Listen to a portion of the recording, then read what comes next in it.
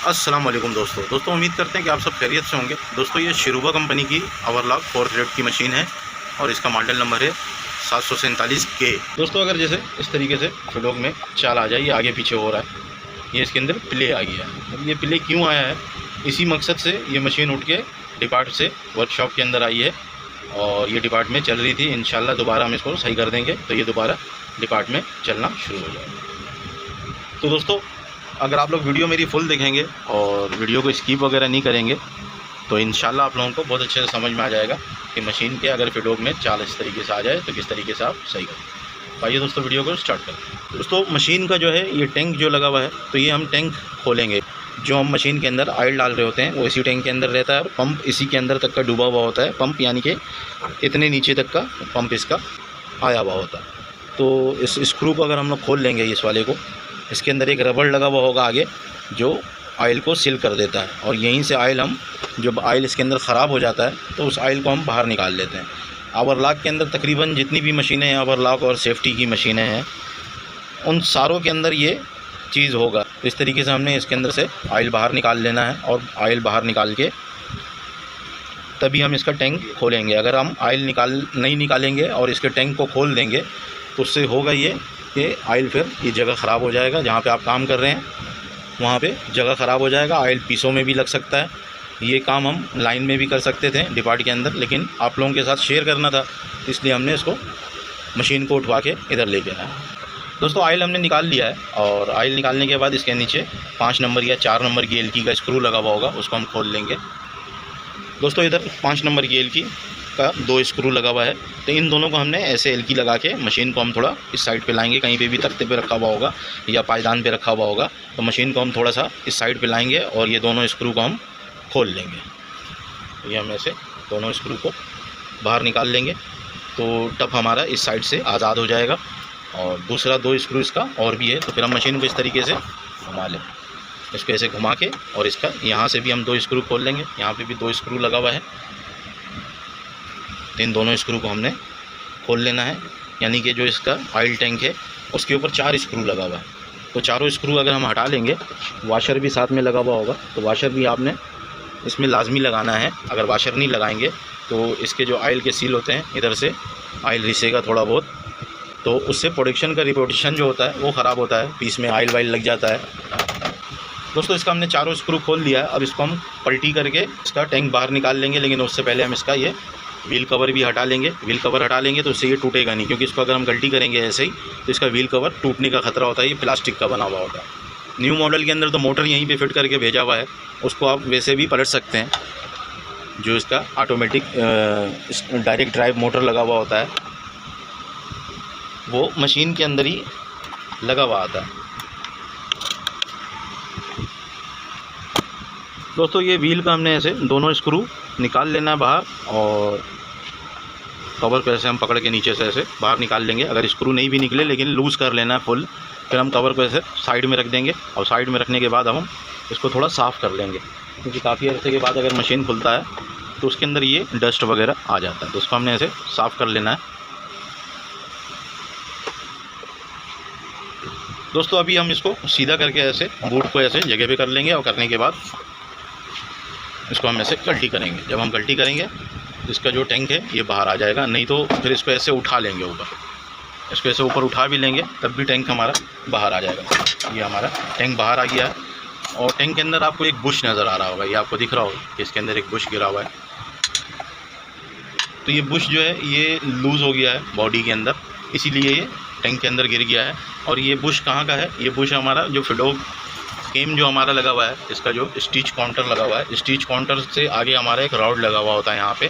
ये रॉड को इसी बुश के ऊपर वो रॉड हमारा चल रहा होता है। तो इसका ये बुश गिर गया है, तो इसको हम लगाते हैं और आपको दिखाते भी हैं कि ये लगेगा कैसे और इसको अपने जगह पे हम किस तरीके से सेट कर लेंगे।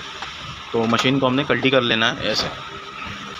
दोस्तों ये जो रॉड लगा हुआ है ये वाला, ये इसी रॉड को सपोर्ट कर रहा है ये बुश, और ये बुश यहाँ से ऐसे लगा हुआ होता है, तो इस इधर से ऐसे ये निकल के नीचे गिर गया। और इसका दूसरा बुश ये इस तरफ बॉडी में लगा हुआ होता है और ये वाला इस तरफ ये बॉडी में लगा हुआ होता है। तो होता कुछ यूँ है कि मशीन में अगर ऑयल वाइल कम हो जाता है जैसे, मशीन में ऑयल कम हो गया और डालने में हमने थोड़ा देर कर दिया, तो मशीन चल रही होती है, तो इस वजह का ये पुश लूज़ हो जाता है कि ऑयल अगर इस मशीन के अंदर हम सही ध्यान नहीं करेंगे। क्योंकि अभी की जो न्यू मॉडल की जितनी भी मशीनें हैं, अगर उसका ऑयल सूख जाएगा तो मशीन समझो मर गई है, मशीन को फिर कब्रिस्तान भेजना पड़ जाता है। तो कहानी कुछ ये है।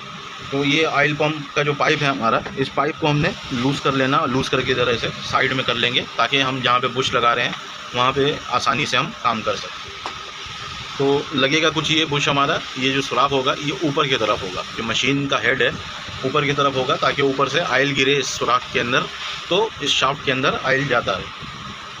तो ये थोड़ा सा यानी कि साइज़ में इसका फ़र्क आ गया। अगर हम यहाँ से देखेंगे तो ये थोड़ा मोटा है और यहाँ से अगर हम देखेंगे तो ये पतला है।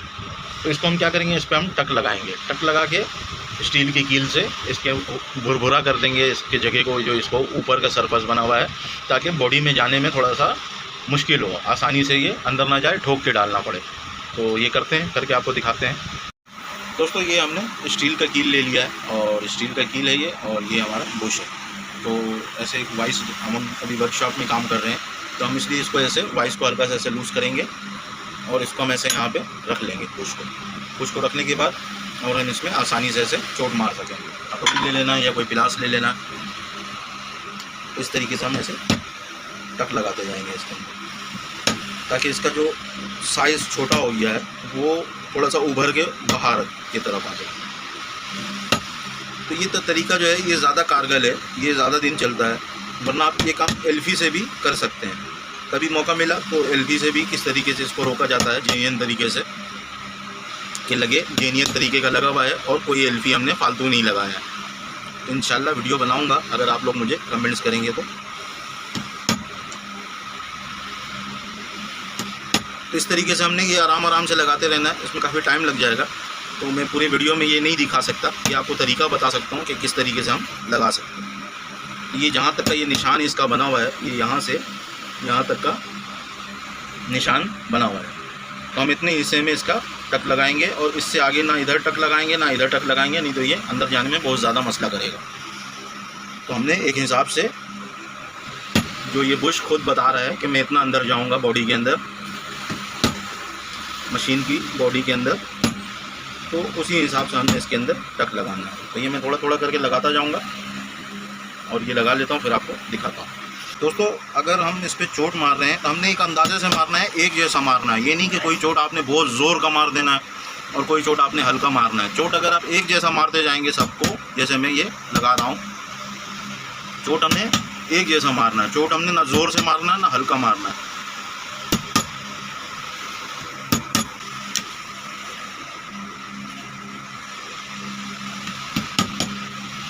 दोस्तों अगर आप लोगों के पास वाइस नहीं है, क्योंकि वाइस महंगा चीज़ है, हर किसी के पास होता नहीं है, तो आप अगर ग्रिप प्लास में पकड़ लेंगे तब भी आपका काम हो जाएगा। ग्रिप प्लास सस्ता है, 700-800 रुपये में आसानी से पाकिस्तान में मिल जाता है। तो ग्रिप प्लास से मैंने पकड़ के वीडियो बनाया हुआ है, ग्रिप प्लास से पकड़ के किस तरीके से इसको टक लगाया जाता है, क्योंकि टक लगाना ही सबसे अहम काम है इसके अंदर।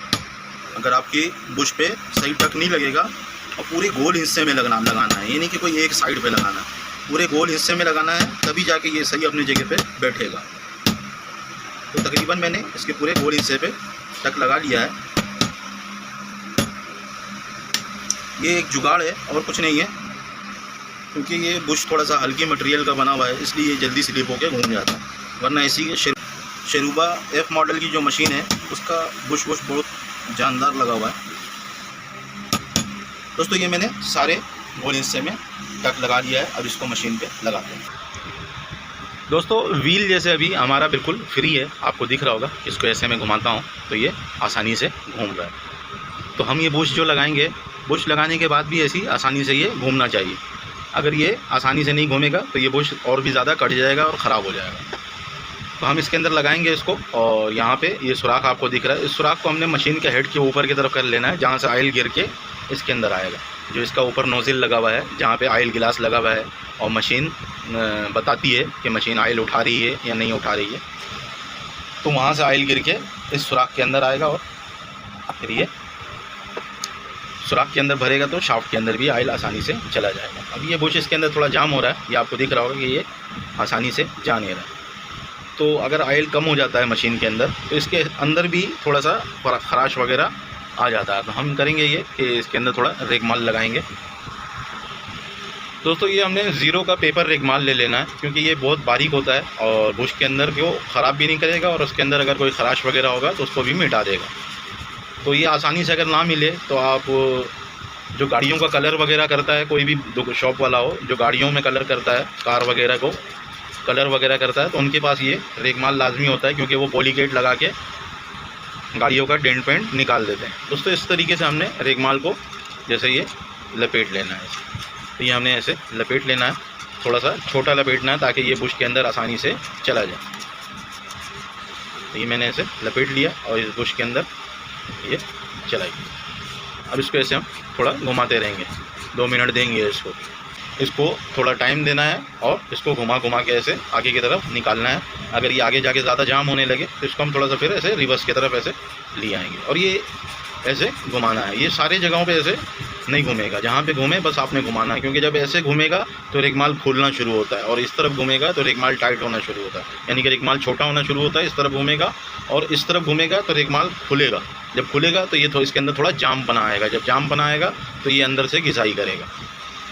तो इसको एक अंदाजे से घुमाना है, ऐसे बहुत ज़्यादा ज़ोर से घुमाएंगे ये भी कागज़ है, ये फट जाएगा, यहाँ से टूट जाएगा ऐसे।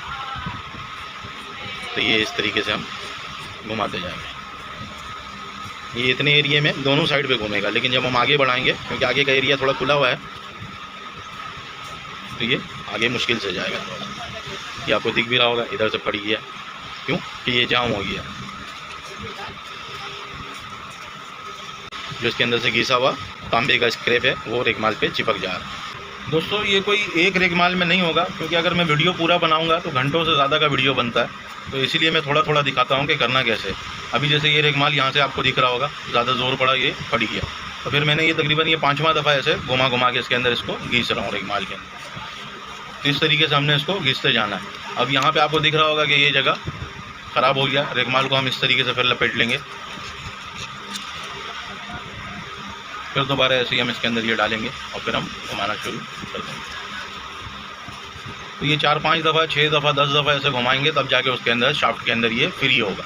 क्योंकि ये जाम होकर जब निकलता है तो ये इसी तरीके से अपने आप का जो शेप होता है इसका, क्योंकि ये गर्म होता है, गर्म होने से पीतल हो या सिल्वर हो वो अपना शेप चेंज कर देता है, वो शेप इसका वो नहीं रहता। तो इसी तरीके से हमने इसको घिस के फिर लगाना है। तो ये अभी मैंने तकरीबन इसमें 5 से 6 दफ़ा इसको घिसा है और इसके सुराख को ऐसे ऊपर की तरफ रख के और फिर हम इसको जगह पे ऐसे फंसा के देखेंगे कि ये अंदर जा रहा है नहीं जा रहा। अब ये तकरीबन अंदर जाने के लायक हो गया है। अब हम इधर से उल्टा पेचकस रख के चोट मारेंगे। दोस्तों चोट मारने से, ठोकने वगैरह से पहले हमने इसको देख लेना है कि इसका सुराख ऊपर की तरफ है या नहीं है। अभी आपको जैसा दिख रहा होगा इस सुराख इसका हमने ऊपर की तरफ कर लिया है और फिर जाके इसको ऐसे हम आगे धक्का दे के बॉडी में ऐसे बैठा देंगे। बैठाने के बाद फिर हमने कोई ऐसे पेचकस ले लेना है और इसको चोट मार लेना है। दोस्तों इस तरीके से हमने कोई ख़राब पेचकस ले लेना है, इसका मुंह ख़राब है तो ये हम ऐसे यहाँ पे लगा के और पिलास के मदद से चोट मारेंगे। तो जब हम चोट मारेंगे तो ये अंदर जाके ऐसे बैठ जाएगा।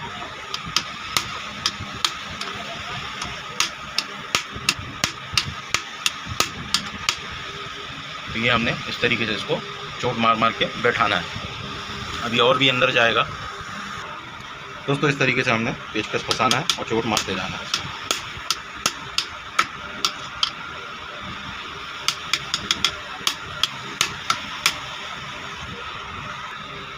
दोस्तों अगर छेनी से हम डायरेक्ट ऐसे चोट मारेंगे तो इसका बुश का ये किनारा जो है ये ख़राब हो जाएगा। तो हम यहाँ पे कोई निडल प्लेट लगा लेंगे या कोई भी ऐसा प्लेट लगा लेंगे जो थोड़ा सख्त हो और यहाँ पे ऐसे किसी के साथ पकड़वा लेंगे। पकड़ ले यहाँ पे इसको ऐसे, और पकड़ने के बाद उस हाथ से पकड़ ताकि कैमरे में दिखे। हाँ ये दोस्तों इस तरीके से पकड़ने के बाद फिर हम छेनी जो है ये ऐसे उल्टा छेनी ऐसे रख के, या भले आप सीधा छेनी भी इस पर रखेंगे तो बुश हमारा ख़राब नहीं होगा।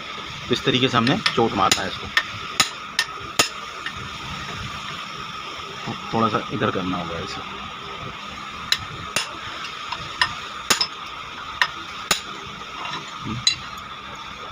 दोस्तों टक ज़्यादा लग जाने की वजह कर ये व्हील भी हमारा जाम हो गया है और शाफ्ट भी हमारा जाम हो गया। इसको हम खोल लेते हैं, इसको पूरा खोलना होगा, शाफ्ट को बाहर निकालना होगा, तभी जाके ये मसला हमारा हल होगा। इसके लिए हम ये कवर ऊपर का हटा रहे हैं ताकि हम राड इधर से बाहर निकालेंगे तो निकालने में ये कवर फंसे नहीं। तो कवर सिंपल, इधर पीछे एक स्क्रू लगा हुआ है, इसको हमने लूज़ करके और ऐसे खींच लेना तो कवर हमारा हट जाएगा। इधर एक रबड़ लगा हुआ है, रबड़ को हम निकाल लेंगे। दोस्तों ये हमने इसका चारों स्क्रू खोल लेना ताकि ये कवर यहाँ से खुल जाए और हम यहाँ से 5 नंबर की एलकी का जो स्क्रू एक लगा हुआ होता है उसको खोल सकें। तो ये कवर हम खोल लेते हैं। दोस्तों चारों स्क्रू निकालने के बाद कवर को हम ऐसे हटा देंगे साइड में, और यहाँ पे 5 नंबर की एलकी का स्क्रू लगा हुआ है, ये हम खोल लेंगे।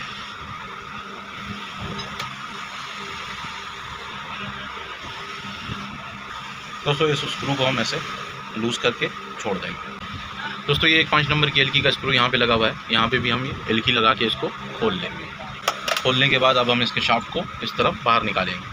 तो शाफ्ट इसके अंदर पहले हम चेक कर लेंगे ये लूज़ है या टाइट है, क्योंकि यहाँ से हमने चोट मारा है ना, तो ये टाइट हो गया। दोस्तों मैकेनिक का काम इसी तरीके से होता है, अगर होने पे आए तो एक दफ़ा में हो जाता है, और अगर नहीं होने पे आए तो फिर वो काफ़ी टाइम ले जाता है। तो हम यहाँ पे पेचकस रखेंगे या कोई चीज़ रखेंगे ऐसे इस बुश के बीच में, और शाफ्ट इसके बीच में है, और हम इस पर चोट मारेंगे ताकि शाफ्ट हमारा बाहर आ जाए।